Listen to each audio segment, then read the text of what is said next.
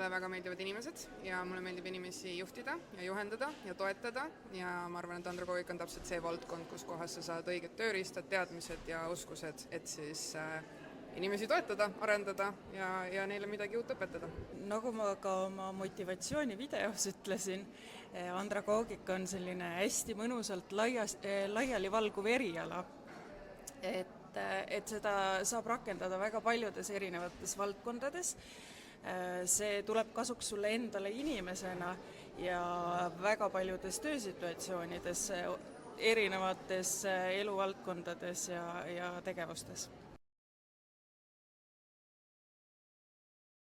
Ma arvan, et Tallinna Ülikoolis on hästi head ressursid selleks, hästi vägevad õppejõud, seda ma tahan rõhutada, et ülivägevad õppejõud ja andragoogika õppimine ei ole nagu tavakooli õppimine, see ei ole isegi võrreldav kogemus, nii et hoone on vahva, õppejõud on vahvad, kõik on väga tore, nii et Andragoogikat tasub õppima tulla. Ma ise olen kuulnud hästi palju, olin juba eelnevalt kuulnud hästi palju, et see eriala aitab sul mõista sind ennast.